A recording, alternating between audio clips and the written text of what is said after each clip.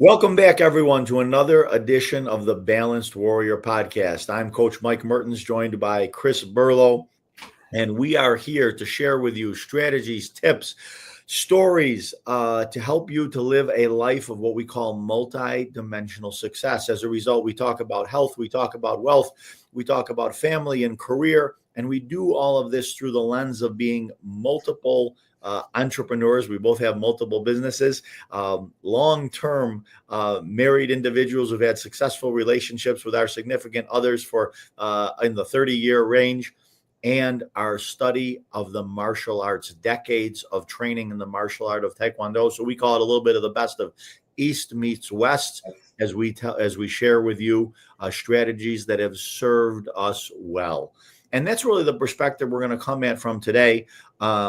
Chris and I are going to discuss and dissect maybe a topic that is all too frequently in the news. It's a topic of discussion for teens today, adults today, and it's just simply about dealing with anxiety, pressure, or perhaps, Chris, our perspective that the amount of people talking about battling anxiety or dealing with anxiety, or, oh, I have anxiety, in some ways, I mean, we're in our 50s now. Yeah. Seems like it's become more of a topic than ever before. Would you say that's true? I would definitely say, and I kind of believe like the word anxiety has been extremely overused, and not only overused but misused. Mm-hmm. Now, I am not by any way like a medical professional or psychologist, psychiatrist, whatever it is, like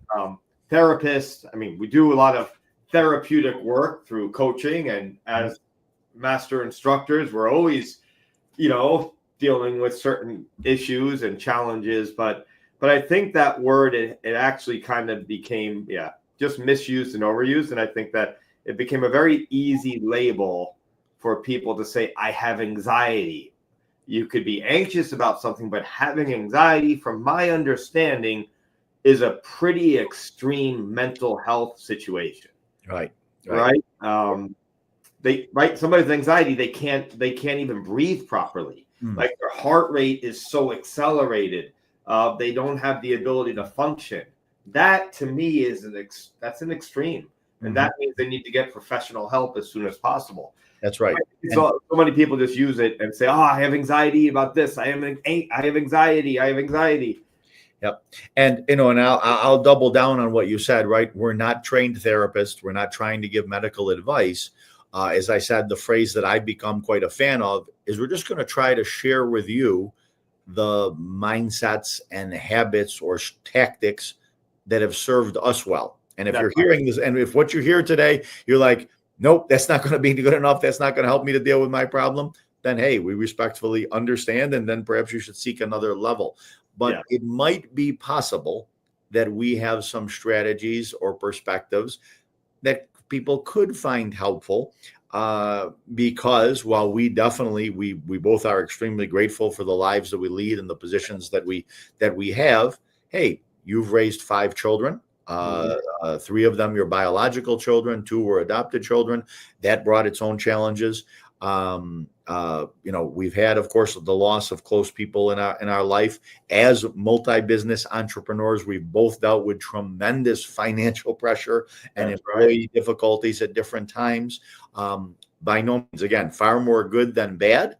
We're just going to share today some of the things that we do that I would honestly say, hey, what gets us through the day, right? And what gets us through the day is not every day going exactly according to plan, everyone doing what they were supposed to do, everything working out perfectly. So we're going to share some of the things that allow us to overcome and keep moving forward in the face of adversity. And I want to let you get into a little bit more about language and labeling, especially on like the levels of pressures or such. And again, sometimes we tell people that, hey, when you coaching other people or coaching yourself, hey, how about you think about what you would say to a child that you cared about. And so we talk about this labeling thing, which we're going to do in a moment, or the language. Don't you do that if you cared about a child and they came home from school and said, everybody hates me, right? You would say, okay, I think we're overreacting a little bit. Not everybody hates you. Hey, you're still friends with this person or this person, right? Or, oh my gosh, my life is ruined forever, because of this thing or that happened. And you would say, well, no, you were a little embarrassed because you got, you raised your hand and you got it wrong in front of everybody or whatever. Yeah. So it's some of those it's out of a caring perspective that we're going to say, hey, maybe we could look at some of these things differently. So when we were talking a bit ago, you said, it might be useful to perceive of anxiety on a spectrum as opposed to, oh, this is the way to label all of the feelings I'm having. Tell me more about what we were talking about earlier. Of course. And yes, I will. But I do also want to say is like, we've been working with people, children and adults. How many years have you been teaching Taekwondo? Coming up on 40, sir. That's right. Right. I'm teaching. I started my teaching since 1986. So I'm coming up on 40 years of teaching, not training. We train. Right. Yes. So I think we have some credibility here. We may not have the PhDs and whatever, but I think we have some credibility and basis from our experiences. So, yep. All right. Yeah. So I believe, and this isn't something I've read, and it's just something that I kind of conceptualized through working with adults and children and raising 5 children. But people put anxiety, like I said, they're utilizing that word, I would say bastardizing that word so much that it just becomes the end all and be all when something's going on that's not your way. And of course, also, I believe also this was all exasperated and because of the COVID and the pandemic, because now that mental health became almost like an epidemic crisis at that point, which is completely understandable. But I think it's still overused. I think there's a difference between anxiety, stress, and pressure. Anxiety is the extreme, the top 10, 20% of situations that they absolutely need professional intervention. They're having it's not only mental health, but it's turning into their physical health. But stress, which could definitely lead into anxiety, but stress is debilitating. It's challenging. It releases the cortisol chemical into our body. It shuts down our immune system. Like there's a lot of elements to that. But there's a big difference, I think, between stress and anxiety. Stress, you are stressed and it's taking its toll, but it has not affected your physical health. Okay. Right? Immediately. Like it will, maybe over time, that stress could turn into anxiety. I think a lot of people have stress and there's stressful situations. Right? And then I believe there's pressure. Pressure is the day-to-day situations that are not going your way. There is financial pressure. There's financial stress, right? Financial pressure is, oh, crap. All right, I got a lot of bills here, and I got to figure out where this income's going to come. Financial stress is, oh, crap, there's a lot of bills, and there's no money coming in, right? I think there's a big difference there. So I think for all the listeners to be able to listen, to understand the different levels. I think a lot of people who are listening this, they've mastered or are continuing to work on their mindset and gaining control of their mindset. Right? So therefore, you may say, oh, yeah, I have pressure or I have stress. And I'm very careful in even when I'm talking to somebody about any situation, even a close colleague or a friend, I'll say, yeah, I have some pressure with this. I'm having pressure from my staffing, right? I'm not saying I have anxiety towards this, right? And I think that's the disconnect. That's great. That's great. No, again, and so I think the first takeaway that we'd like to recommend to people is, how, and again, we're not saying it, from a, looking down on anybody or whatever, but okay, check your language, right? Just like someone may say, oh, you need to check your language, before making sure you don't use any profanity when you're doing a professional presentation or something like that. That's right. Check the language, the description of what you're telling to yourself. We always, I think, have an opportunity to lean in or lean out of a particular feeling, right? Our feelings towards a person, our feelings towards a situation.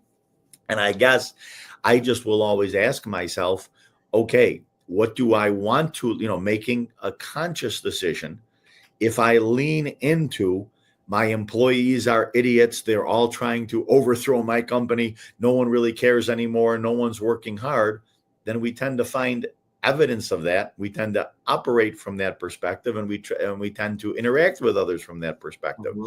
And if I instead lean into, I think I maybe failed to, clarify some of these expectations.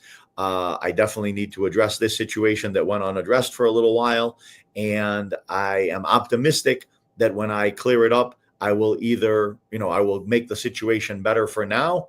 And most of all, I am not going to allow this situation to develop this way in the future. So I learned something from this. And it's the same thing that you would do with, once again, with that a child that you care about, which means, isn't it the strategy you would use to teach someone how to deal with something, whether you were teaching them a sport or you were teaching them how to interact in the social world of being a child in school? You would say, okay, this didn't go according to plan. Here's what we learned from it, and here's how we move forward. So I guess our emphasis today is not on shaming. Our emphasis today is not on embarrassing anyone, but it's saying, okay, we'd like you to leave this episode with some more coping mechanisms than you already have. So again, Chris, I know that at one point you were under the gun for a very large financial amount. We've shared that story in the past, and we have to go in detail because it's not really about the story. It's about we need several $100,000 that we don't have now. Not only did you find an answer, that would be the practical thing that happened, but what was your mindset? What's been your mindset when you're under tremendous financial pressure or tremendous relationship or child raising pressure? What was the mindset that allowed you to get through those times? Great question. There's two things that really get me through anything. One's a story, and I'm sure I shared them both, but the first thing is about perspective, right? Mm-hmm. When there is something going on, the first thing I will do is ask, do I have control of the situation? And if I don't have direct control of the situation, then I change the words in my mind and reframe it saying, well, this is a circumstance that I've been challenged with that I have to work to overcome. Mm-hmm. And the perfect example of this, and I really don't like going back to it, but is COVID, right? COVID. New York State, we're both in New York State. They forced us to shut down our businesses, right? They said, which is, whatever, they had their reason. It's all good. I'm not getting political or philosophical on this, but they shut down the businesses. Yep. And they, we lost a lot of our revenue coming in. And what am I going to do? What am I going to do? I had a mortgage. I have a mortgage. I have mortgages on my buildings. I have this, I have that. I have to raise the family. But this was a circumstance that was way beyond my control. So when I went to call the bank and say, hey, look, my revenue just got cut off. You got to work something out. I wasn't emotional about it because I couldn't control the situation. Mm-hmm. And I think a lot of people, they get emotional about situations that they cannot control. Mm-hmm. Right. So that whole serenity prayer, which I never remember it correctly, but I know like the things that you can control and the things that you can't, and the wisdom to know the difference. Absolutely. I think through my life experiences, I've developed that wisdom. Mm-hmm. And I ask myself, well, do I have control? Could I control it? The answer is no. Well, then I'm no longer emotionally connected to it. Right. And I guess I'll interrupt to say no longer emotionally connected to that section, that portion of the circumstance. And then what I have seen you do, and what I'd like to believe I do, is then you do kick into high gear That's in right. the areas where you can, right? That's right. Which goes to the next. Yeah. Yeah. And so when we ask ourselves, okay, what can I control, or what can I do, right? I didn't have exactly the situation, but we got kind of close to it. Okay. Oh, and actually, I know we both have a son that, had some academic challenges, we said, and, did not quite fare the way they maybe should have in a semester at college or whatever, right? Well, I can't go back and get them to take the tests over again, or I can't go back and say to the college, lower your standards or whatever to make this situation. We really only can move forward. Yes. And so whether we had a disappointment with our children at that time or whatever, say, okay, this is what's happened. Now, how are we going to move forward from here? What's the lesson to be learned? And so we, as you said, that distinction. Okay, there's elements of this that I can't control. There's always something that I can control. And at least for me, I know it's probably a little tired phrase or whatever to be solutions oriented or to be a possibility thinker. But like I said about leaning in or leaning out, I personally say to myself, all right, I need to get my energy going in the right direction. And I literally mean like my physical energy, my mental energy, my emotional energy. And if my energy is on, again, this sucks. I can't believe that this person was so stupid. Why is this happening to me? Oh my gosh, I'm embarrassed. What if other people heard about this situation? Whatever. All normal feelings, right? But that energy, where am I going with that? What's going to be? Where's that going to take me? And usually it's a downward spiral that I don't want to stay in. And I would say that I don't never get there. But I think what we've said is through our training, both martial art training and our entrepreneurial training, is we don't stay there very long. That's right. I'm not yet for the bigger things. I don't have any zero negative thoughts, or as Paul likes to call it, our other balanced warrior coach, going to the dark side at all. Yeah. But I'd like to say in most cases, I can, depending on the thing, some of it I stay there for minutes, some of it I'll stay there for half a day. It's very unlikely for me to let something drag on more than a couple days, literally 2 days, even when dealing with the most challenging of circumstances, because I'm kind of logically telling myself, I don't think that cycle is going to help, right? And if I don't like this situation and I want to get out of it, I guess I need to focus on the things that move me forward. What else could you add as far as coping mechanisms? We got a variety of listeners out there. Someone's dealing with a challenge in their marriage, with their children, with their business. What other coping strategies could you suggest that are in line with what we're talking about? Yeah, couple of things. First thing I would say is like you used the phrase, and I like it a lot, to zoom out, right? And zoom out. And what I've always done, and this story just resonates with me, and it continues to just jump in my mind all the time, is the story of the billionaire and the millionaire. I know you've heard it. I'm going to say it again, right? Billionaire and the millionaire. The millionaire asked the billionaire, how did you do it? How did you become a billionaire? And the billionaire looks at him, he goes, well, if there was this body of water, and in that water were man-eating sharks, and we both wanted to get on the other side, he goes, you as a millionaire, you're focusing on those sharks.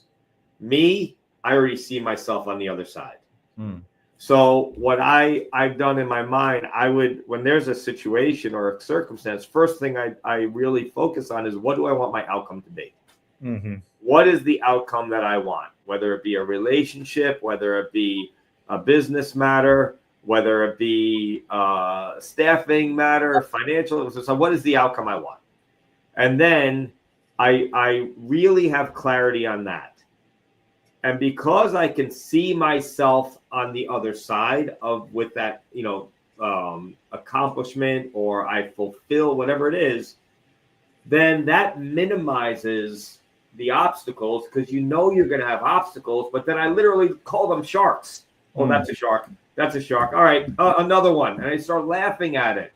well, they're making this challenge, but I'm going to get there. Mm-hmm. So my certainty would overcome the doubts, and those doubts or those obstacles and challenges being the sharks. That's great. That's right? great. And then the other piece of it is no matter what circumstance that's going on, no matter what challenge, I'm still training. Yeah, I was thinking you were going to get to that. Yep. Yeah, that's a non-negotiable, because I find that when you remove yourself from the situation, you get to look at it from a third-person perspective. Mm-hmm. When you're in the situation, it's like, like they say, seeing the forest through the trees, right? Mm-hmm. So when you're looking, it's like you're right at smack in the tree. Yep. But when you go above it, now you're looking at it from a different perspective, and then you have the ability to handle things in more of a logic-based way and think things through. The other thing is I'm very slow to respond. Mm-hmm. I'm very slow to respond, and I always will look for both sides of the equation. So last week, our podcast was on empathy and what was the other word? Empathy and Compassion. Yes. Right. So no matter what's going on, we have to look at it from, okay, well, why is the situation happens? Who's involved? And then put yourself in the other party's shoes. Mm-hmm. Mm-hmm. And that has helped a lot. But you can't do that when you're in it. Mm-hmm. When you're in it. So I think removing yourself, going outside in nature. Grandmaster Kim's a big proponent. He goes, "Oh, you have an issue? Go and look up at the sky." Uh-huh. Right? Because, and I love the logic, because if we look up right now, you're in your office, I'm in my office. I look up. Actually, I have to replace these ceiling tiles. I got one. You got some pressure there. Stress. That's right. Now I just got. And then I do that. When you look up, we have limit. But when we go outside, there's no limit. Right. We look up, and now our mind gets to wander through limitations. And I think that is an invaluable. Yesterday, I happened to have an early night. I don't typically have early nights, but I had an early night. I was done at 3:00. So I went back to the mountain. I literally went backed up my backpack. I had some work I had to do. So I said, well, I'm going to go to the mountain. I went to the mountain overlooking this big quarry, and I'm sitting there, and I was going to have tea. I set up my whole tea. Of course, I forgot my tea at home. Oh, that was I didn't have stress, but I was like, it was a good laugh. But I was working on creative stuff. I had some challenges I had to spend, and I literally, Paul, like Coach Paul, our partner in crime, his brother is helping me with something. I said, I'm real estate transaction. Yep. I'm in the mountain right now thinking it through. Uh-huh. That was my text back to him. So when I have a challenge or I literally go outside, and I want to encourage everybody, remove yourself from whatever challenge or situation, get outside, take a walk, exercise. You will find the solutions. They will come to you naturally and organically. Yep. I would say that, I don't have a mountain close by, so it's just my suburban neighborhood. But while dealing with a stressful situation, I found myself saying, I need to walk. Yes. I need to walk. I need to, sometimes you get a minor injury. People say, okay, go walk it off. Right. So we have this minor ding or this minor stress, or even a major one. I think people do underestimate the importance of staying physically active. And I guess I would say this, we all would know that an athlete, let's say performing for the Olympics or the Super Bowl or whatever it is that they're getting ready for, if we said, okay, it's the day before your big event, right? So tomorrow is a high performance effort need. Yeah. And I would assume kind of stressful because there's TVs in your face and TV cameras in your face and everything. So today's the night before. Are they going to stay up late? Are they going to have a lot of drinks? Are they going to take other illegal substances? Are they going to watch, tons of negative TV or whatever? And you're going to say, how could you possibly perform at your best? Yeah. If you're not physically well prepared? And so someone may say to me, how well are you sleeping? I know you're under a lot of stress. Are you sleeping okay? And I'll say, I'm sleeping like a baby, right? Yeah. Because I'm telling myself, wow, this is a really stressful situation or difficult situation. Let me make sure I get a good sleep. Yeah. Wow, this is a really stressful situation. Let me make sure I get in a workout so that I feel both better about myself. And so I do pump up some of the opposite chemicals, right? The endorphin chemicals or the positive chemicals. Wow, this is a really stressful situation. And I have a little more challenges with eating, but okay, let me eat well so that I have the proper nutrition and I feel good because I need to perform tomorrow. That's The right. perform in this case isn't being on the Olympic stage, but the perform is knowing, okay, I got several employee meetings in a row with employees who are giving me difficulties or friction with each other or whatever. So it's kind of turning the situation on its head a little bit and saying, hey, what do I need to do to be physically, mentally, emotionally better equipped to handle this situation instead of someone saying, I have no time to work out. I have to deal with this. Oh my I have to go for a walk. I've got to deal with this. Saying, hey, you want to be, you do that in order to deal with it better instead of dealing with it from a position of exhaustion, under the influence, or, just not at your best. So like you said, you think of these things as a challenge to be overcome. Yeah. And let me be better prepared for the challenge. And I actually told myself, okay, I'm not going to let this circumstance steal from another area, right? So I'm already stressed about it at work. Yeah. Plus it's going to steal from my physical well-being. It's going to steal from my mental well-being or my sleep, my emotional, my physical energy. So I don't want it to spill over, and I'll be better prepared if I do. So we're high performers, right? Yeah. We are high. I also believe this, like we at this stage in our career, and there is a time I think everybody in their career, their value is not going to be as much of their action as their wisdom. Right? So in order to enhance your wisdom, you need quiet time for reflection. Yeah. Right? And I think always the best ideas for business doesn't happen when you're in the mix. The best ideas from business for me happens to be when I'm snowboarding or I'm hiking or I'm mountain biking or I'm in the mountain, whatever it is.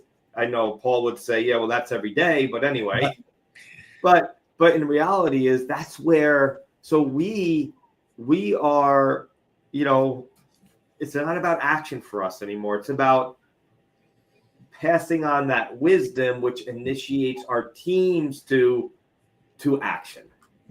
Just as something of different perspective. So it depends where you are in your career, of course. If you are, middle of your career, you're probably is going to be action and wisdom is growing. But when you're on that third, fourth quarter of the career, I think it's all about wisdom. Less action, more wisdom, which then turns into maximizing the action. Yep. Well, I was joking with somebody the other day, and you actually commented on it a little differently, but that when it comes to dealing with problems, challenges, whatever, so a very common phrase in the West could be, okay, don't just sit there, do something, right? Don't just sit there, do something. Yeah. And there's a joke among people who practice meditation that we say, okay, don't just do something, sit there. Yeah, that's right. I'm more on that school of thought. And so, right, literally the concept of taking a breath, taking a pause, taking even an extended pause, and realizing that sometimes the pacing of a response that we can dictate. Now, certainly if we're driving our car and something, runs out in front of us, we have to respond. You don't want to sit there and reflect. Yeah, we've got to respond immediately, right? If we're in a self-defense scenario and we come up on an encounter, okay, we have to deal with it immediately. But oftentimes there is more room for pause and reflection and perspective. And again, these are just real things that happen. I get a call that something is happening by an employee, the way that they're behaving or whatever. And I will tell you that, at least for me, it goes from, I can't believe it. Okay, I'm going to fire that person. Okay, and then I get in the car to start the drive, and I'm like, I'm going to really have to, put that person on administrative leave. And then I get a little closer to this end, and okay, I'm going to reprimand them, in the strongest terms. And then okay, I'm going to listen and try and find out what it was that they did, why they did it. And then okay, I'm going to try to understand them and do it. And again, it doesn't mean that I'm a big softie. I hope not, because again, it obviously depends. We have had scenarios where the gap between finding out what somebody mishandled and firing them was, an hour, right? And so we have to. There definitely is that, but again, we're talking about daily, regularly strategies. I get the call from it could have been when my kids were younger, get the call from the teacher that, oh, my child has misbehaved in school, whether they were 9 or 19 or, 8 or 18. And maybe your first thought is, I'm going to, that's it. I'm going to take away their car. I'm going to lock them in their year and whatever. And then with the reflection comes a little bit of a different response. So giving yourself permission to, again, access your better levels of thinking can sometimes be by first telling yourself, hey, I know I need to respond to this situation, but I don't need to respond right now. That's right. That has been very powerful. And I would say that that's certainly one of the things of wisdom, because sometimes employees or family members come to, hey, this is what happened. What are you going to do? Right. And, oh my gosh, I could get caught up in their pacing and their timing, and say, okay, so based on what I understand, let's even say it was something that happened, in our business on Saturday afternoon. Okay. And now we're closed for the weekend. Right. Yeah. Okay. So however I decide, whether I decide today, it's Saturday at 3:00 or Monday at 9:00, there actually isn't going to be a difference, because there's no interaction that's going to happen until then. Then you know what? I'm going to take that time. I mean, in all negotiations, in all business negotiations, if you have the luxury of time, yes, you can make a better decision. I thought that was a good point. That's a great point. I can't begin to tell you how many times I would get a text and they would ask me or come up with whatever it is, something that requires either immediate attention or is an important issue. My response would be, all right, I have to process. Give me some time to get back to you on it. Yep. And I think that's completely acceptable, because the worst thing, and the challenge is, it's very counterintuitive if you think about it, right? Right. Because we want to get problems off our board. Yeah. Yeah. You're texting me and I'm like, like just in general, like we text, we're like, oh, we should get a response. What do they not? Now you're starting to wonder why they're not responding. So this immediate need to get the immediate gratification, whatever it is, not in a negative way or a positive way, but just immediate expectation, I guess you could say. So that's, I think it's very counterintuitive to take a step away from a situation, because the world is going faster and faster and faster. And I think a good close is something that Bob Proctor had shared with us that resonated so much. And he goes, don't ever think you're going to slow down. He goes, you're never going to slow down. Life is going to get faster. Technology is going to get faster. We're not going to be able to keep up. But what we always can do is calm down. Nice. Right? So we can't slow down, but we could calm down. And that resonated with me a lot. And then I have no problem saying to my team, all right, I will get back to you, but not just yet. Yep. Let me think this through. Yeah. And, for those of us, some of you have joined us, have been listening to us for a while. I think we're well over 100 episodes at this point. It's awesome. Some of you, this might be one of the first episodes, but this is what you're going to find when you join us on the Balanced Warrior podcast. Again, real talk about dealing with the inevitable challenges that come up in parenting, in business, in relationships, and us not preaching, but sharing what has worked well for us. And I guess a continuous, if there was a tough love aspect to it, It was a relentless belief that you have more power and more control over your daily situation than anybody else, and that your ability to consciously respond and choose is a ability that can be cultivated and developed. And once again, we get it wrong. I have a knee-jerk angry reaction or a knee-jerk inappropriate or aggressive comment towards somebody that I care about, or do something, mishandle a situation. We're human beings. But we continue to strive for, just like I don't play tennis, but I know Wimbledon was on the other day. Okay, well, how many errors did I make? Right. Well, we're certainly striving to have less errors, right? Yeah. Have less self-sabotage as a result of the trainings that we've received and the continuous improvement that we're pursuing. Chris, any other comments or recommendations to people to finish this up? We hope that we've given them some strategies that they can use to deal with whatever challenges they're dealing with in their own daily life. Yeah. Last little bit of a suggestion: when you are feeling really stressed or you're feeling like a lot of pressure, watch a stupid, funny movie. Laughter does wonders for you. You know, our classics are Ted. And what's the other one? Where they go to Vegas. Oh my God. Oh, The Hangover. The Hangover. Like, Okay. my wife, if we have something, we will put on one of those movies. Yep. Just Wedding Crash, any of those stupid, funny movies. Yeah. Just to like escape for that little bit and laughter. And then when you are laughing and you go back to a situation, you handle it at a much more level-headed and centered position. Nice. Okay. So A sometimes little extra. we'll have to post in the show notes somewhere, right? The top 10 stupid movies recommended by the Right. Warrior Podcast. Stupid That'll do that. But I certainly agree with that as well. Yeah. All right. Well, again, it's our goal to serve, our goal to share strategies and tips that we hope will benefit everybody. If you liked what we did today, hey, leave us a comment. Share this podcast with other people so that they can find it and make use of the same strategies.